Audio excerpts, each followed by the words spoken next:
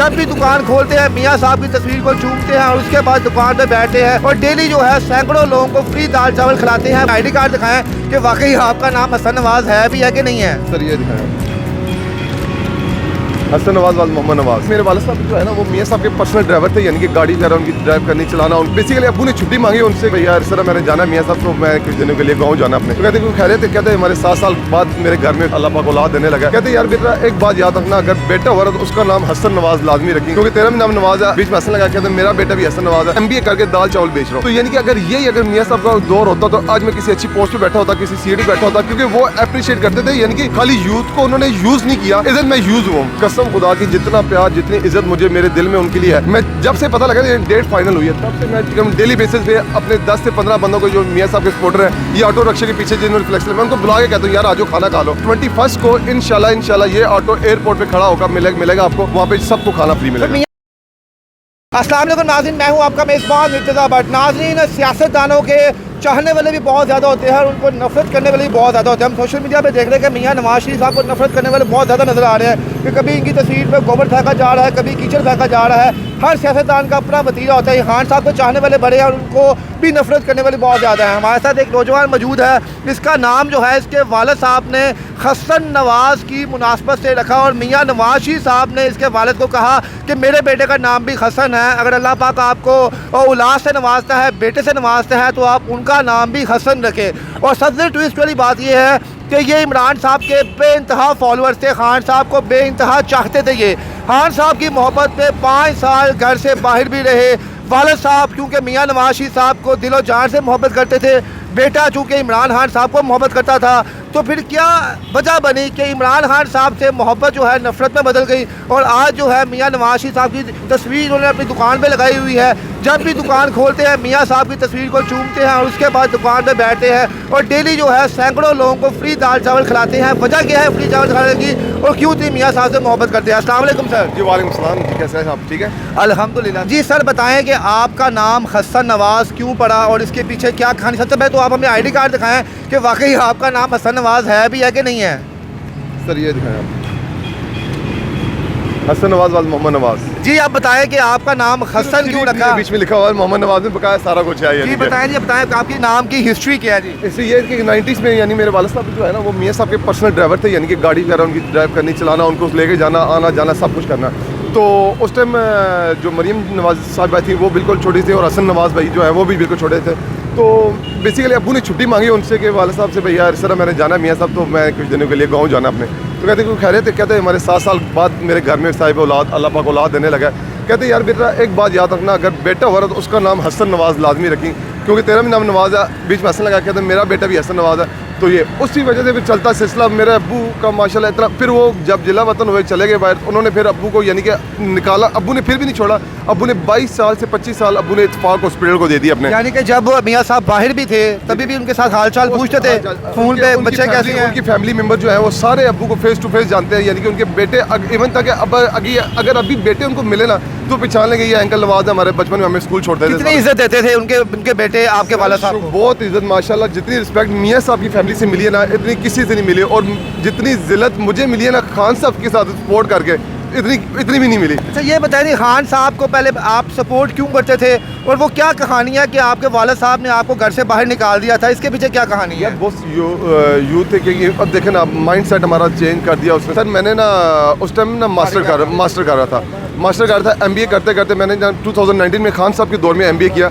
MBA करने के बाद मुझे इतना पता था कि यार मैंने अपने 5 साल इस पार्टी को दिए हुए, शायद कोई MA MP या MA कोई मुझे यानी जॉब सिफारिश चलती है हर जगह पे, तो शायद मुझे अच्छी जॉब मिल जाए। जॉब के नतीजे मुझे ये लगाना पड़ रहा मटका दाल चावल मेन सड़क पे, यानी कि MBA करके दाल चावल बेच रहा हूँ। तो यानी कि अगर मियाँ साहब का दौर होता तो आज मैं किसी अच्छी पोस्ट पे बैठा होता, किसी सीट पे बैठा होता, क्योंकि वो अप्रिशिएट करते थे। यानी कि खाली यूथ को उन्होंने यूज़ नहीं किया, इधर मैं यूज़ हुआ 5 साल यूज़ हुआ। और अब्बू ने मुझे इतना बोला कि और ठंड पै गई पुत्र, जितनी साल तो सपोर्ट करनी सी कर ली, कुछ होया कुछ भी नहीं हुआ। तो इमरान खान साहब से आपकी मोहब्बत का जो लेवल था वो कितना हाई था और क्या उसकी खान साहब की मोहब्बत में घर वालों से भी लड़ पड़ते थे। बड़ी बार लड़ाई हुई है इस बेस पे, बहुत बार लड़ाई हुई है। माँ बाप ने घर से निकाले कि तू अपना पढ़ रहा है, तेरे पास लास्ट सेमेस्टर चल रहा है, तू तैयारी कर, तू किधर जलसे धरनों में जलील हो रहा है। तो लेकिन sir end of the end ये हुआ कि सर खान साहब गए उनकी दौर में मैंने MBA किया। MBA करने के बाद फिर मुझे ना कोई जब जॉब नहीं मिला, पूरे 1.5 साल जॉब ढूंढता रहा कि यार जॉब मिल जाए। अब ये ठोकर न्याज बे के बाद अली टोन आप आएंगे तो BN मटका दाल चावल, मैं यहाँ पे सुबह आता हूँ शाम तक। अब जब मुझे खबर मिली है ना मियाँ साहब की वापस आने की, कम बैक करने की, कसम खुदा की जितना प्यार जितनी इज्जत मुझे मेरे दिल में उनके लिए है, मैं जब से पता लगा ये डेट फाइनल हुई है तब से मैं डेली बेसिस पे अपने 10 से 15 बंदों को जो मियाँ साहब के सपोर्टर है, ये ऑटो रिक्शे के पीछे जिन्होंने फ्लेक्स लिया, मैं उनको बुला के कहता हूँ यार आज खाना खा लो मेरे मियाँ साहब। अब ये 21 को इंशाल्लाह ये ऑटो एयरपोर्ट पे खड़ा होगा, मिलेगा आपको वहाँ पे सबको खाना फ्री मिलेगा। तो मियाँ नवाज शरीफ साहब की जो तनकीद सोशल मीडिया पे लोग करते हैं मियाँ साहब ने मुल्क को लूटा है जनाब, तो उसका क्या हिसाब किताब है? और इमरान खान साहब के बारे में भी जो लोग कहते हैं उनके बारे में भी क्या कहेंगे आप? सर अगर इमरान खान साहब का वो कह रहे हैं कि लूटा है, उन्होंने लूटा है, तो इमरान खान साहब ने किया क्या है बताएं मुझे। नवाज शरीफ साहब ने यार देखो वो उन्होंने एटलीस्ट काम तो किया ना यार। रोटी देखो कितनी सस्ती थी, चीनी हर चीज़ सस्ती थी यार। अगर वो लूट रहा होता तो ये हालात होते जो अभी करंट चल रहे हैं। यानी कि अगर आटा जो पहुंच गया जनाब 200 रुपये किलो, चावल 400 रुपये किलो बिक रहा है, यानी कि वो यानी ज़खीरा दोज़ी उस बंदे ने मियाँ साहब ने निकलवाई है कि यार मेरी आवाम को मिले। गंदम जो थी इतनी सस्ती थी, 2200 रुपये मन रेट था, अब वही रेट 4500 पे चला गया।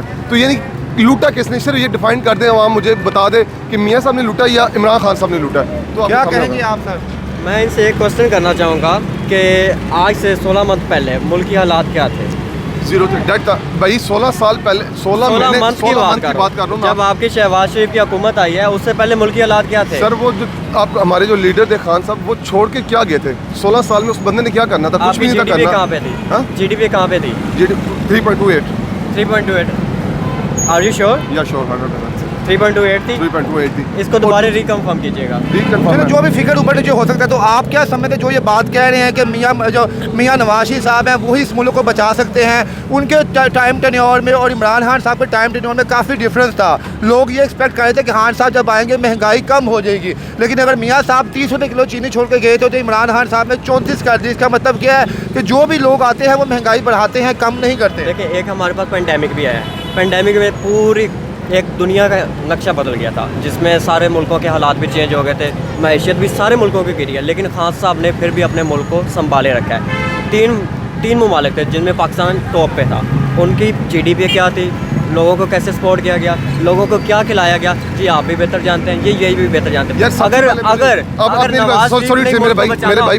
मेरी बात सुनो यार, जितना हमने सपोर्ट करा, मैं भी आपके साथ ही था, सपोर्ट कर रहा था, खान साहब के पीछे भाग रहा था, यानी हर जगह यार कुछ चेंज आए।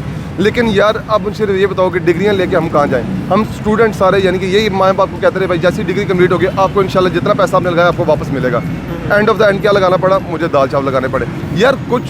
अगर कुछ खान ने कुछ अच्छा किया, लेकिन मिस्टेक उनकी मैं मिस्टेक नहीं मान रहा, उनकी टीम की मिस्टेक मान रहा हूँ। उनकी टीम ही यानी टीम वर्क जो होता है वो बिल्कुल नहीं था उन पर। खान अगर कुछ कहता था अगले बंदे 4-5, अब देखो ना मियाँ साहब पे बुरा टाइम आया, कुछ छोड़ के गया बंदा, कोई नहीं छोड़, उन्होंने फेस किया, उन्होंने कहा यार हम खड़े हैं तो खड़े हैं।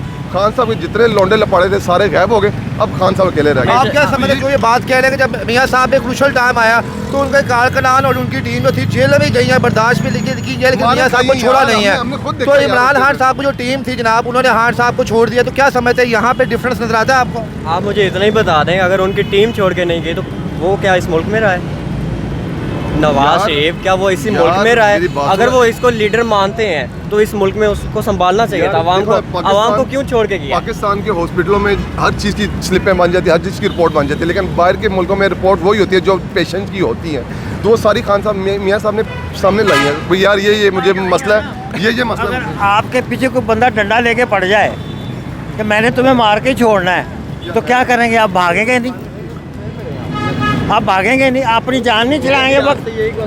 वक्ती तौर पे जान नहीं छुड़वाएंगे। इमरान खान भाग के चला गया, क्या इमरान खान भाग के चला गया इस मुल्क से?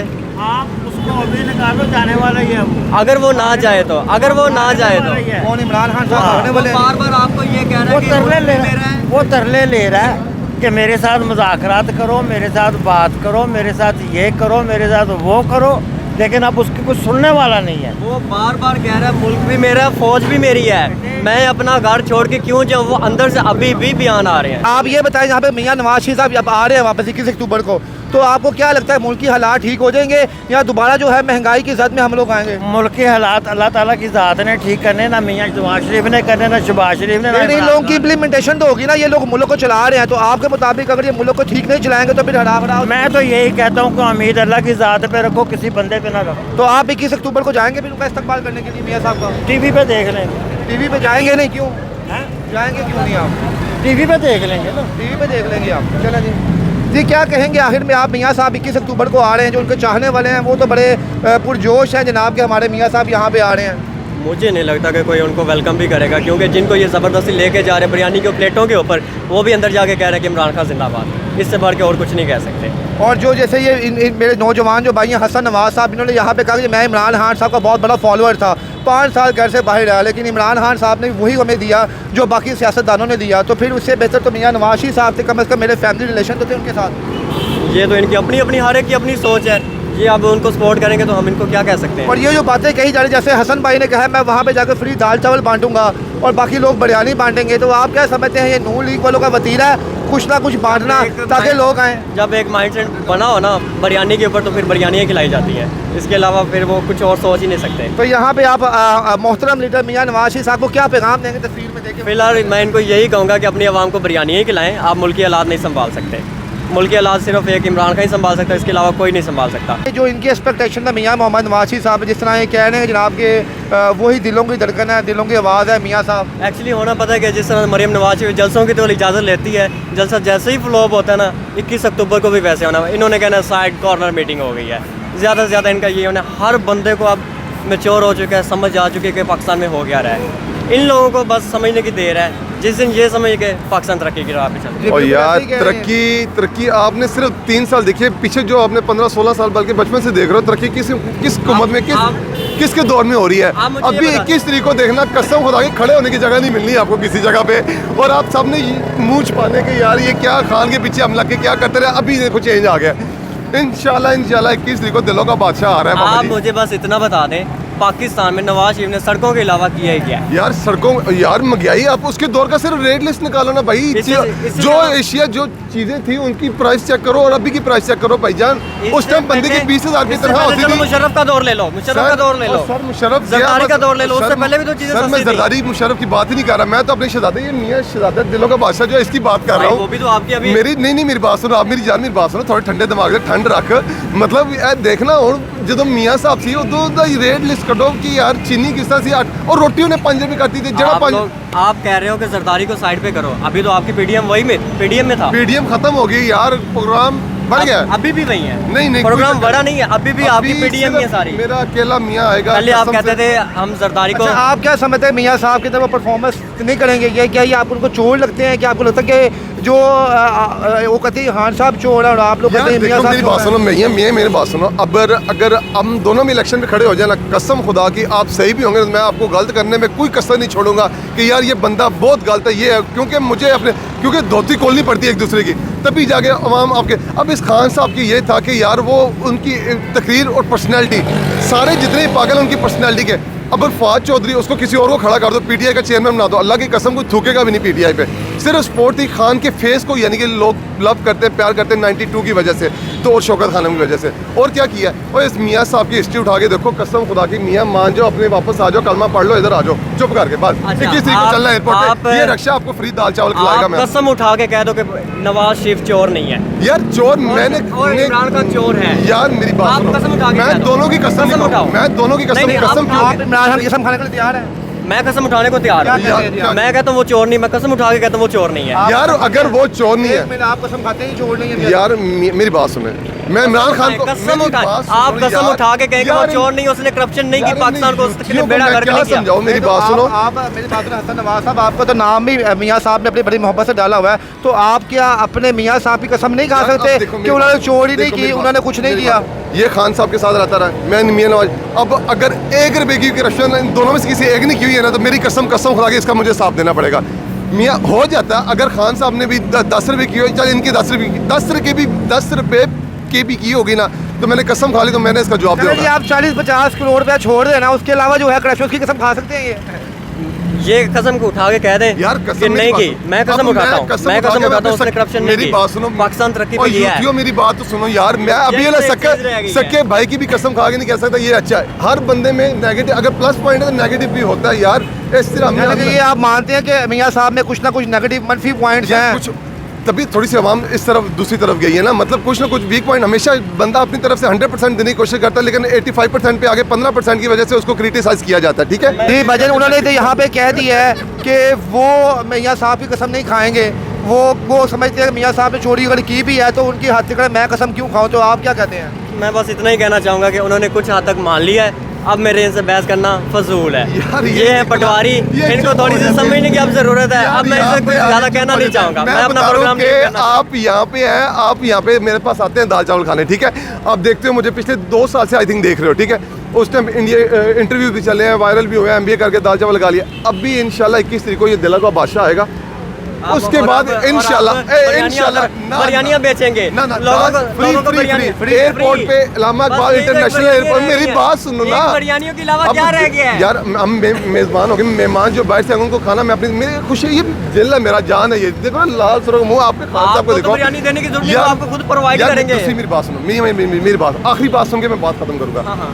बात ये है कि 2 साल मैंने दाल चावल बेच लिया, क्रिटिसाइज भी लोगों ने किया कि यार क्या इतनी बड़ी डिग्री लेके लोगों का यानी कि एतमाद भी उठा के पढ़ाई की, यार पढ़ाई करके क्या करना है जब एंड पे आके ये रेडी लगानी है, ढाबे लगाना है। इंशाल्लाह मियाँ साहब आएंगे, इसकी तकरीर बदलेगी और मैं इसी तरह जॉब करूँगा जो मैंने सोचा हुआ है। उतने पैसे की जॉब भी मिलेगी, सबको नौकरी मिलेंगी, हर चीज़ होगा, और कोई स्टूडेंट मेरी तरह ये सड़क के ऊपर रोलेगा नहीं। यानी कि सर अब मैं तो बस इतना ही कहना चाहूँगा कि एक इनका लीडर नहीं है बल्कि लीडर है, वो भी चोर है। ओए हेलो, ये भी ओए हेलो मेरी बात सुन, मेरी बात चल सुन, शाबाश, मेरी तो बात- मेरी चल बात- निकल। आज के बाद तेनों मेरी मैं दाल बात चावल भी नहीं खिला रहे, तू पावे हाथ से जोड़ जावे जो मर्जी कर। दिमाग में भरा हुआ ओ भाई, गुस्सा। ओ भाई गुस्सा तुम बड़ा। लोगों को दिमाग क्लियर करने की जरूरत है। प्रोग्राम तो बढ़ गया, प्रोग्राम बढ़ गया बढ़ गया थोड़ा नवाज शरीफ भी बढ़ेगा। नहीं इंशाल्लाह वो शहबाज आएगा। शरीफ बढ़ गया ना? भाई दिल्ली को क्यों बढ़ा, कोई भी नहीं बढ़ा, शहबाज सारे शरीफ बढ़ गया। बादशाह साहब उनके साथ पूरी टीम जो कल भी खड़ी थी आज भी शहबाज खड़ी है। शरीफ बढ़ गया। खाना कौन है? आ- और बुशरा आ- बीबी भी आ- चली आ- गई है। आ- गिद्दड़ आ रहा है, बीबी दे गिद्दड़ आ रहा है, बुशरा इन्हें भी बीबी बढ़ना दे है। काला जादू ना चलदा पिया और शिक्षण दा फैज तुसी ਨੂੰ ਮਿਲਿਆ ऐसी personal चल attack- personal attack नहीं करो। पर्सनल अटैक नहीं कर Personal- तू मेरे मियां ਨੂੰ ਕੀ ਕਹਿ ਰਿਹਾ? ए, ओए चल शाबाश, मैं उसकी- ओए जा मेरा वो बच्चा, उसकी जा life जा में जा personal शाबाश attack पटवारी है, जा ए यार पटवारी ਨੂੰ भेजो यार। अच्छा कैमरा ये फोकस, खुद मान के- जी नाज़रीन, कैमरा फोकस। हसन नवाज साहब हमारे साथ मौजूद हैं। ये कह रहे हैं कि जनाब 21 अक्टूबर को जब मियाँ साहब आएंगे तो मैं बड़ी शान और शौकत से एयरपोर्ट जाऊँगा और उनका इस्तकबाल करूँगा और मियाँ साहब भी जो है इस मुल्क की तकदीर बदलेंगे। देखते हैं जनाब कि मियाँ नवाज शरीफ साहब 21 अक्टूबर को आकर मुल्क की तकदीर को बदलेंगे या मुल्क को बेड़ा गर्क कर देंगे। ये तो आने वाला वक्त बताएगा और हसन नवाज साहब से हम पूछेंगे 21 अक्टूबर के बाद आके कि मुल्क के हालात में क्या बेहतरी आई है। इसके साथ मुझे इजाज़त दीजिए आप, अल्लाह हाफिज़।